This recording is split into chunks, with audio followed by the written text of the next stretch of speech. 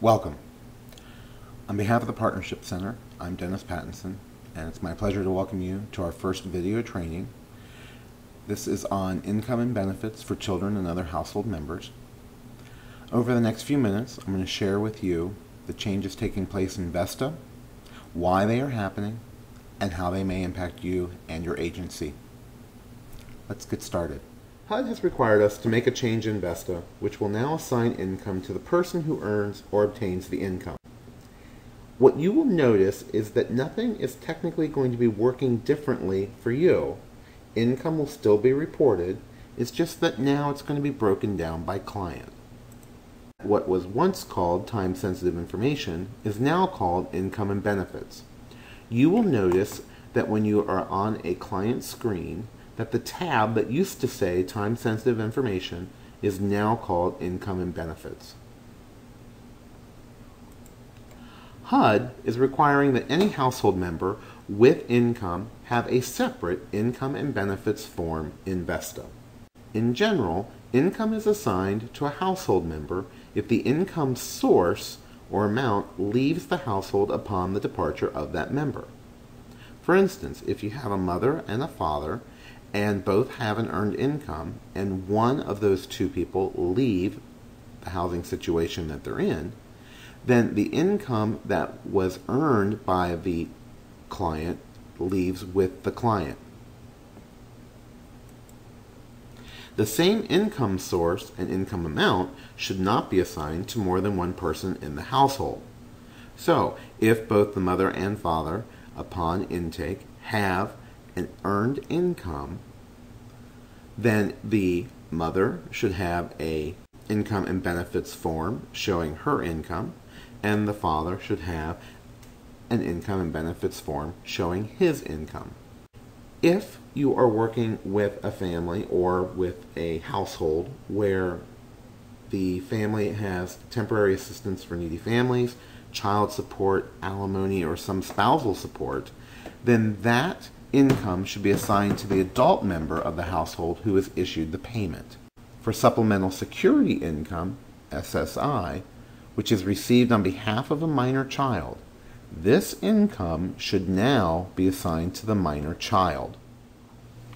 In order to best illustrate the changes in VESTA, I've gone ahead and created a fictitious client named Kate Martin, who, with her other 3 household members, have been entered into the Bethany House Family Shelter. We're going to start by clicking on Kate, 6209, and from here going to her Income and Benefits tab.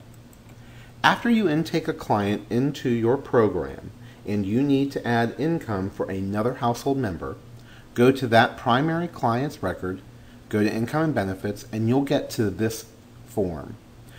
This top part of the form you're probably familiar with.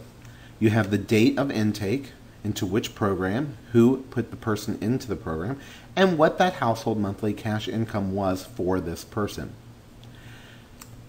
Kate Martin's family or household has an income of $2,400, but only $500 of it is earned by Kate. The other $1,900 is brought in through the other 3 household members. So here you have her earned income of $500, and because it is coming to Kate, I have indicated that she also gets the non-cash benefits from TANF, the Child Care Services. But now what you're not used to seeing on this form is this information down below. And what you have is the list of the other household members, what intake this is for, who the primary client is, and the income amounts that have been earned by these household members. And finally, the grand total. What is the household monthly income at intake? So here we have right now $500, but as I told you earlier, Kate's family has $2,400 as a household income. So I need to add the income that each household member is earning. We're going to start with David, and to do that we're going to click here on David Martin. This is David Martin's income and benefits form, and you'll notice that his intake the same as his mom, 6-1, into the Bethany House Family Shelter. But at this time he's not showing a household monthly cash income. David has a household monthly cash income of 0 because we haven't entered it yet. In order to enter it, you need to click the Edit button. I do want to take a moment before we click Edit to let you know that you should not hit Add.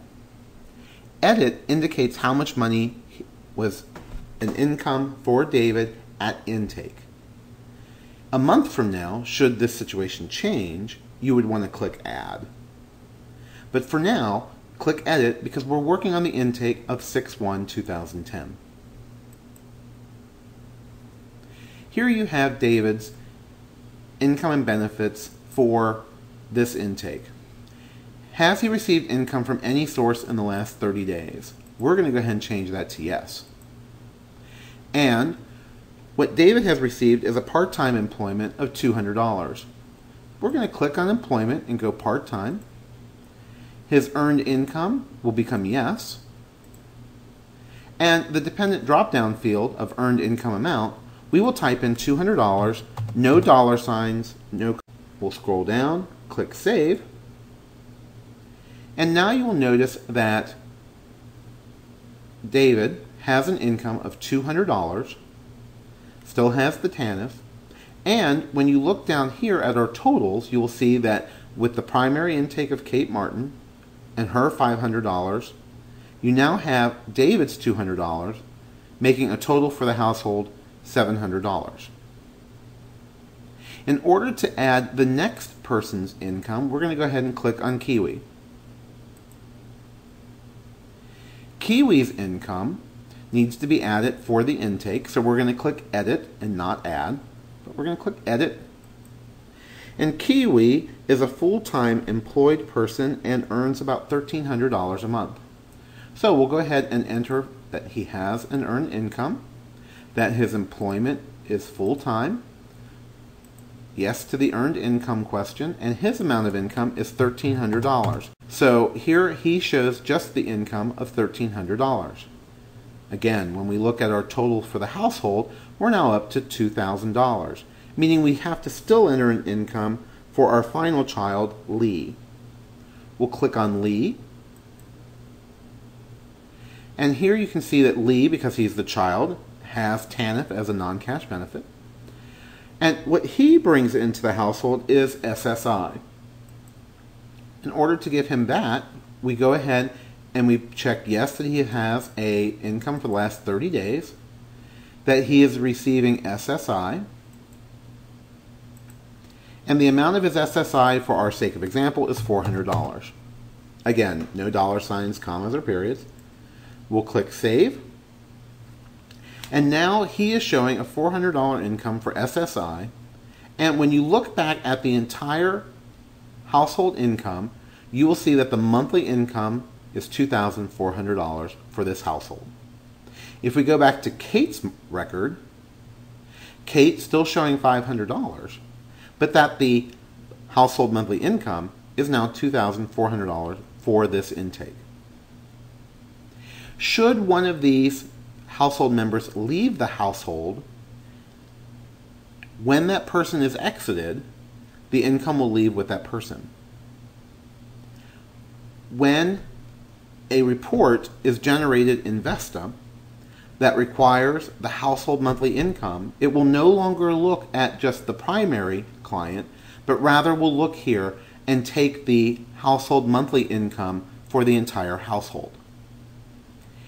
If there's no money to be assigned to any of the household members, you don't need to add an income and benefits form for that household member into VESTA. You'll do the intake, but you won't need to go into these screens and click on the client. It's only when you have an income for this person that you need to enter the income into VESTA. And, as I said, for reporting purposes, it will look at the household monthly income for the intake, not the individual clients, if the report is looking for the monthly household income. If you have any questions, please email techsupport@partnershipcenter.net, and I or one of our other staff will get back to you as quickly as possible. Thanks for watching.